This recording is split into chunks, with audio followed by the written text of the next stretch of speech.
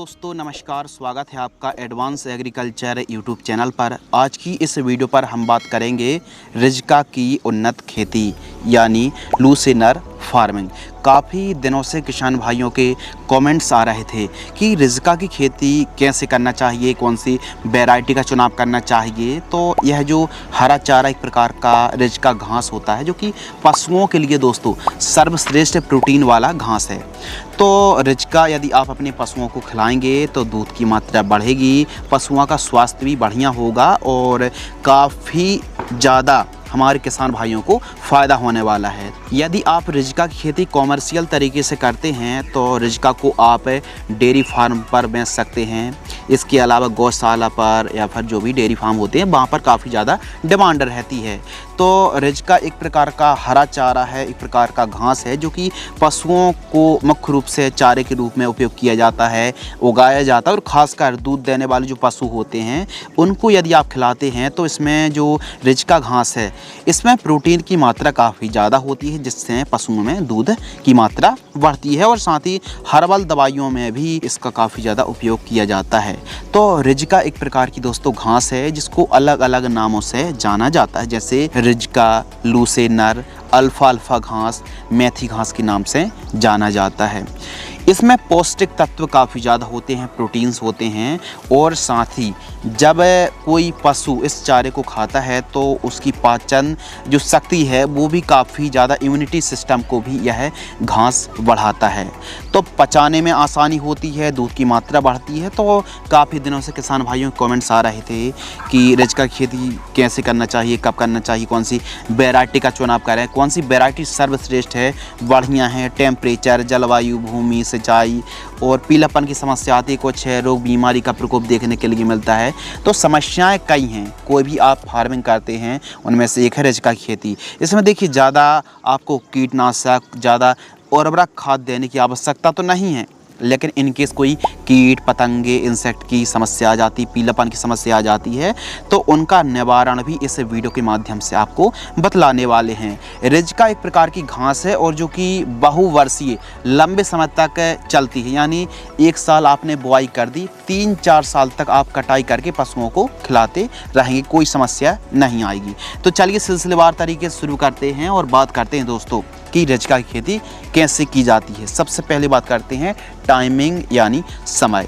तो वैसे तो आप रिज्का की बुआई 12 महीने कर सकते हैं, जैसे अप्रैल, मई, जून को छोड़कर किसी भी महीने आप बुआई कर सकते हैं। लेकिन जो बेस्ट समय रहता है ना दोस्तों वो रबी सीजन, सितंबर से लेकर दिसंबर के मध्य, अक्टूबर के आसपास का जो समय रहता है बहुत ज़्यादा सर्वश्रेष्ठ माना जाता है। बाकी आप 12 महीने बुआई कर सकते हैं, लेकिन सितंबर, अक्टूबर, नवंबर पर यदि आप रिज्का की बुआई करते हैं तो उसकी बढ़वार बहुत अच्छी होने वाली है। जलवायु, तापमान, इस फसल के लिए क्लाइमेट्स कैसा होना चाहिए, तो इसे ठंडे इलाकों से लेकर ऊंची पर्वतीय घाटियों में, और इसके लिए जो टेम्परेचर क्लाइमेट्स है उच्च शीतोष्ण से लेकर भूमध्य सागरीय जलवायु और गर्म रेगिस्तानियों में इसको उगाया जा सकता है। और इसके लिए जो टेम्परेचर है 8 से 10 डिग्री न्यूनतम और अधिकतम 45 से लेकर 46 डिग्री सेल्सियस तक में उगाया जा सकता है। लेकिन एक औसत जो टेम्परेचर है फसल के लिए वो 25 से लेकर 36 डिग्री सेल्सियस का जो टेम्परेचर रहता है बेहतर माना जाता है।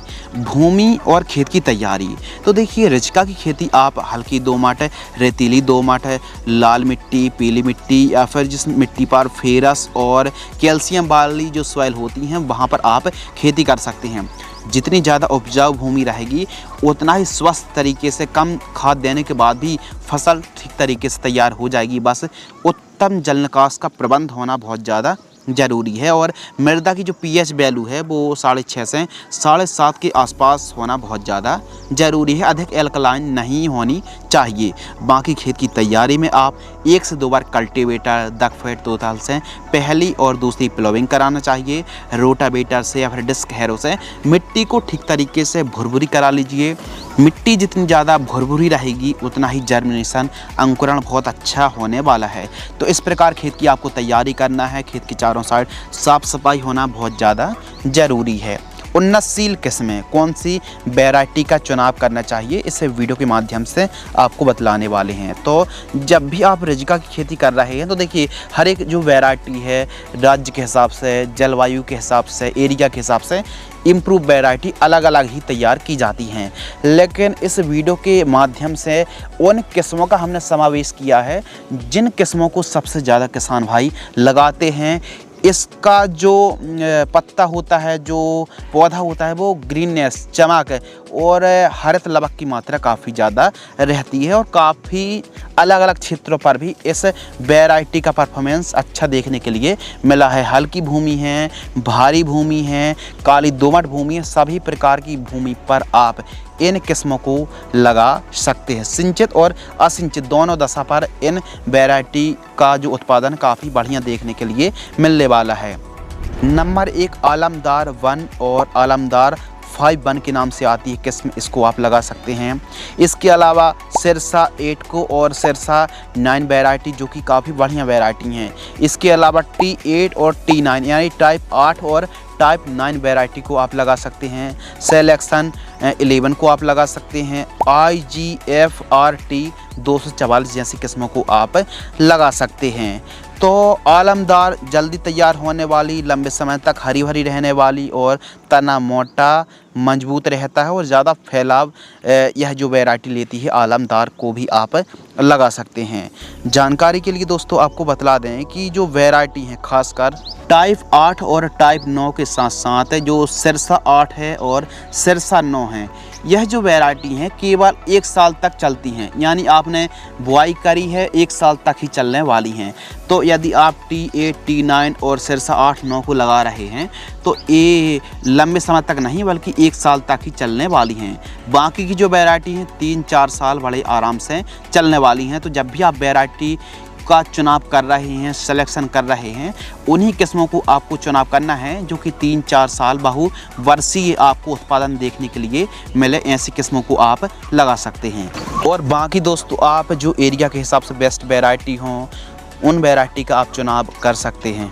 हर एक जो वैरायटी रहती है यदि आप प्रॉपर देखभाल करेंगे, केयर करेंगे, प्रॉपर सिंचाई करेंगे, प्रॉपर खाद और उर्वरक की मात्रा देंगे तो हर एक वैरायटी अच्छा परफॉर्मेंस करने वाली है। प्रति एकड़ सीड्स 1 एकड़ में आप खेती कर रहे हैं तो 10 किलोग्राम से लेकर 12 किलोग्राम सीड्स की रिक्वायरमेंट पड़ने वाली है।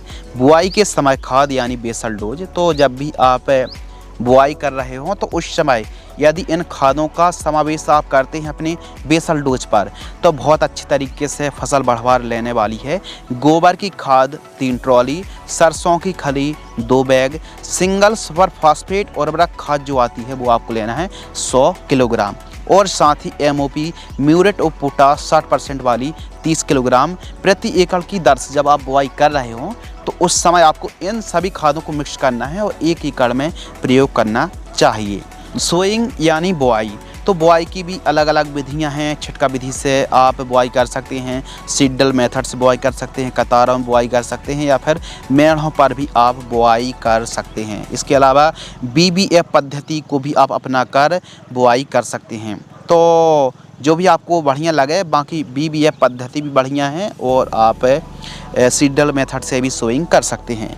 तो देखिए पौधे से पौधे की दूरी आपको कितनी रखनी है। जब आप बुआई कर रहे हैं तो पौधे से पौधे की दूरी 5 से 6 सेंटीमीटर और लाइन से लाइन की दूरी 15 सेंटीमीटर आपको रखनी चाहिए। बीज की गहराई 2 से 2.5 सेंटीमीटर अधिकतम गहराई पर आप बुआई कर सकते हैं, लेकिन 3-4 सेंटीमीटर से अधिक पर आपको बुआई नहीं करनी चाहिए। ध्यान रखिए, ज़्यादा गहराई पर यदि आप सोइंग कर देते हैं, बुआई कर देते हैं तो अंकुरण में समस्या देखने के लिए मिल सकती है।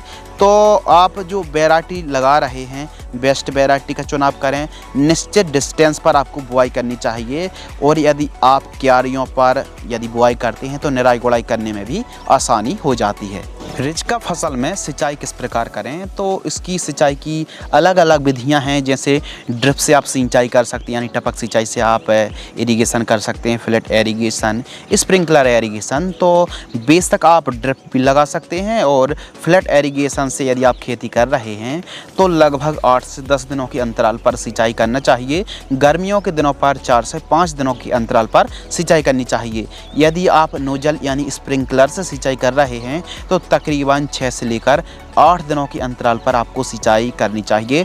ड्रिप से खेती कर रहे हैं तो 3 से 4 दिनों के अंतराल पर आवश्यकता अनुसार सिंचाई करनी चाहिए। इस फसल पर ज़्यादा सिंचाई नहीं बल्कि हल्की सिंचाई की आवश्यकता होती है। खरपतवार नियंत्रण, तो इसके लिए बेस्ट है निराई गुड़ाई। देखिए, आप लाइनों पर बुआई करेंगे तो निराई गुड़ाई करने में आसानी होगी। बहुत सारे यूट्यूबर्स या फिर इंटरनेट पर अलग अलग खरपतवार नाशक का स्प्रे बताया जाता है, लेकिन वो सही नहीं है।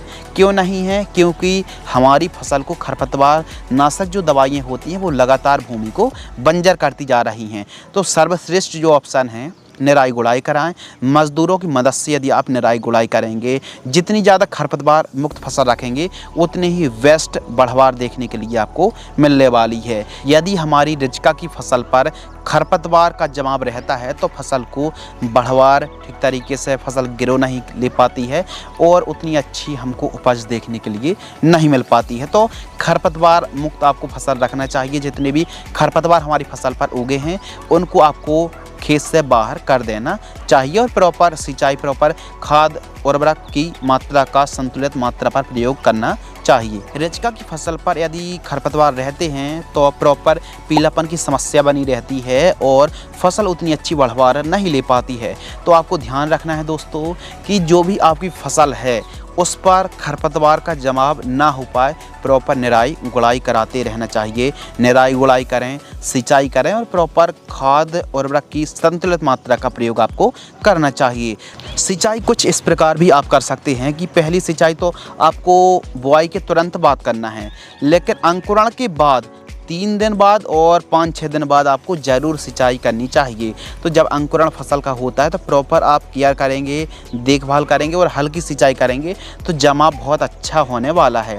पहली कटाई यानी जो फर्स्ट हार्वेस्टिंग है, लगभग जो हमारी फसल है 50 से 60 दिन के आसपास की होती है, तो आपको हार्वेस्टिंग यानी कटाई कर लेना चाहिए।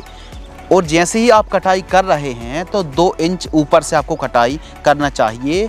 और जब आपने कटाई कर ली दोस्तों तो 25 से 30 दिन बाद दोबारा फसल तैयार हो जाएगी। जब भी आपने कटाई करी है तो खाद दीजिए, सिंचाई करिए, उसके बाद आपकी जो फसल है दोबारा बहुत जल्दी से तैयार हो जाने वाली है। खाद शेड्यूल, तो रिजका की फसल पर किस प्रकार खाद का शेड्यूल चलाना चाहिए? देखिए, इस फसल पर ज़्यादा खाद उर्वरक की आवश्यकता तो नहीं होती है, लेकिन कटाई के बाद आप हल्की हल्की खादों का प्रयोग करेंगे तो हमारी फसल बहुत जल्दी तैयार हो जाएगी और काफ़ी हरी भरी रहने वाली है। तो कटाई के बाद आप यूरिया 15 किलोग्राम और माइक्रो न्यूट्रिएंट फर्टिलाइजर्स 5 किलोग्राम, इन दोनों को मिक्स करना प्रति एकड़ की दर से जड़ों के पास देकर सिंचाई करते रहना चाहिए। यानी 2-3 महीनों के अंतराल पर यदि आप रिजका घास की जो खेती कर रहे हैं, यदि प्रॉपर खाद और उर्वरक की मात्रा, संतुलित मात्रा का प्रयोग करते रहेंगे तो ज़्यादा खाद देने की आवश्यकता नहीं है। प्रॉपर निराई गुड़ाई करें, सिंचाई करें, फसल एकदम तैयार हो जाती है। बीच बीच में खाद यदि आपको लग रहा है कि पीलापन की समस्या है, फसल बढ़वार नहीं ले रही है, तो यूरिया है, सल्फर है, माइक्रो न्यूट्रिएंट है, इनका आपको आवश्यकता अनुसार प्रयोग करते रहना चाहिए। स्प्रेइंग शेड्यूल, तो जो स्प्रेइंग शेड्यूल है, देखिए कम स्प्रेइंग की आवश्यकता पड़ती है, ज़्यादा कीटनाशक, ज़्यादा फंगिसाइड स्प्रे करने की आवश्यकता नहीं रहती है। वैसे तो समस्या हो सकता है आपको बिल्कुल भी स्प्रे ना करना पड़े, लेकिन इन केस आप खेती कर रहे हैं रिजका की, यदि कोई बीमारी का प्रकोप हो जाता है, जैसे सेमी लूपर्स है, बॉल वर्म है, विल्ट की समस्या, अकठा रोग आ जाता है, एफिड जैसिड है, पाउडरी मिल्ड्यूड है, पीलापन की समस्या या फिर कम बढ़वार का होना, तो यह समस्या आ सकती हैं। तो इनका उपाय, यदि आपके खेत पर कोई बीमारी का प्रकोप दिख रहा है तो एक स्प्रे आप ज़रूर करें। जैसे नीम ऑयल के साथ इमिडाक्लोरप्रिड का आप स्प्रे कर सकते हैं। बायर कंपनी की सोलेमन यानी इमिडाक्लोरप्रिड और बीटा साइफ्लोथ्रीन का कॉम्बिनेशन आता है, इसके साथ एसिटामिप्रिड का आप स्प्रे कर सकते हैं। या फिर जब भी कीटों का प्रकोप आपको दिख रहा है, बायर कंपनी की सोइलमैन 10 ml, यूपीएल की साफ फंगिसाइड 40 ग्राम 15 लीटर पानी घोल करके सिलिकॉन चिप को स्प्रेडर स्टिकर मिलाकर आपको स्प्रे करना चाहिए। यानी ज़्यादा स्प्रे नहीं, जब भी कीट रोगों का प्रकोप दिख रहा है तब आपको स्प्रे करना चाहिए। तो इस हिसाब से स्प्रे शेड्यूल और खाद शेड्यूल, यानी जो कीटनाशक है, जो खाद और उर्वरक का संतुलित मात्रा पर आपको जो प्रयोग करना है वो बिल्कुल निश्चित रूप में करना है। बिल्कुल ज़्यादा खाद दवाइयों का प्रयोग नहीं करना चाहिए, हल्की खाद दवाइयों का ही प्रयोग करना है। ज़्यादा लागत वाली यह फसल नहीं है, एकदम कम देखभाल पर, कम लागत पर एकदम फसल तैयार हो जाती है। लाइफ साइकिल तो कुछ ऐसी वैरायटी होती हैं जो 1 साल तक चलती हैं, लेकिन वहीं कुछ ऐसी वैरायटी भी होती हैं जो बहुवर्षीय यानी 3-4 साल बड़े आराम से चल जाती है। बाकी आप देसी किस्म को, देसी रिजका की खेती भी कर सकते हैं। तो ये मान लीजिए बेस्ट वैरायटी को आप चुन रहे हैं तो 3-4 साल चल जाती है। उत्पादन, अब देखिए उत्पादन है ना दोस्तों, वो वैरायटी पर डिपेंड करता है, जलवायु पर डिपेंड करता है, खेत पर डिपेंड करता है और वैरायटी के साथ साथ कैसी आप केयर कर रहे हैं, कैसी देखभाल कर रहे हैं। तो जो उत्पादन है, अमूमन जो औसत जो उत्पादन देखने के लिए मिलता है 700 से 750 क्विंटल आप 1 एकड़ से 1 साल में उत्पादन निकाल सकते हैं। अब उत्पादन देखिए घट और बढ़ भी सकता है, तो कैसी आप केयर कर रहे हैं, देखभाल कर रहे हैं, यह सब प्रोडक्शन पर, देखभाल पर डिपेंड करता है। तब आपको एक अच्छा प्रोडक्शन उत्पादन देखने के लिए मिलेगा, प्रॉपर केयर करेंगे, देखभाल करेंगे। लागत तो 1 एकड़ में यदि आप रिजका की खेती करते हैं तो 12,000 से 13,000 रुपये के आसपास लागत लगने वाली, ज़्यादा लागत वाली यह फसल नहीं है। एक बार आप ठीक तरीके से बुआई कर दीजिए, बस प्रॉपर सिंचाई बस करते रहिए, आपकी फसल तैयार होती रहेगी, आप कटाई करते रहेंगे। कभी कभी पीलापन की समस्या देखने के लिए मिले तो इसके लिए आप यूरिया खाद का प्रयोग कर सकते हैं, बीच बीच में गोबर की खाद का भी प्रयोग कर सकते हैं। मार्केटिंग, रिजका की मार्केटिंग कैसे करें? तो देखिए रिजका की खेती 2 पर्पज़ से की जा सकती है।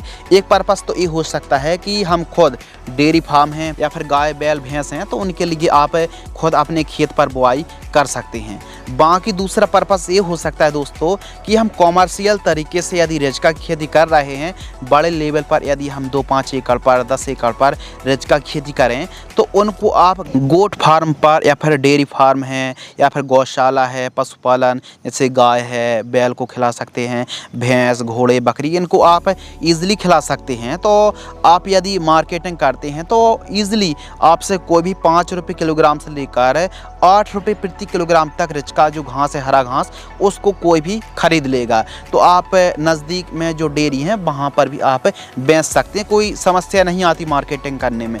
तो इसके लिए हम आपको रिकमेंडेड कर रहे हैं कि यदि आप कॉमर्शियल तरीके से रिजका की खेती कर रहे हैं तो पहले थोड़ी बहुत जगह पर खेती करिए, फिर उसके बाद यदि आपको लग रहा है कि हाँ मार्केटिंग डिमांड अच्छी है, इससे हम अच्छा मुनाफा निकाल सकते हैं, तभी आप अपने रकबा को बढ़ा सकते हैं। बाकी आपके पशु हैं या फिर डेयरी फार्म हैं तो फिर रिजका की बुआई करके पशुओं को खिलाकर एक अच्छा प्रोटीन होता है, दूध की मात्रा बढ़ती है, पशुओं का स्वास्थ्य बढ़िया रहता है, तो आप रिजका की खेती कर सकते हैं। मुनाफा, जो मुनाफा है यदि आप कॉमर्शियल तरीके से खेती कर रहे हैं तो 1 एकड़ में संपूर्ण लागत को काटकर आप 1.5 लाख रुपये, 1,50,000 रुपये से लेकर 1,60,000 रुपये तक कमाई कर सकते हैं। रिजका एक हरा चारा, एक घास है जो कि आप खारे पानी पर भी इसकी खेती कर सकते हैं। कम लागत पर एक ज़्यादा मुनाफा आप रिजका की खेती से निकाल सकते हैं। रिजका घास की खेती करके अपने पशुओं को खिलाकर आप काफ़ी बेहतरीन तरीके से उनका स्वास्थ्य का ख्याल रख सकते हैं। तो आज की इस वीडियो के माध्यम से दोस्तों हमने डिटेल में संपूर्ण जानकारी साझा की, कैसे आप लूसिनर फार्मिंग कर सकते हैं, यानी अल्फाल्फा की खेती कर सकते हैं। इसको नामों से अलग अलग जाना जा सकता है, लेकिन खेती करने की जो विधि है, जो मेथड है, वो सेम है। यदि दोस्तों आपको यह वीडियो पसंद आती है तो वीडियो को लाइक करें। वीडियो को आपने पूरा अंत तक वॉच किया, वीडियो को अंत तक देखने के लिए आपका बहुत बहुत शुक्रिया, धन्यवाद।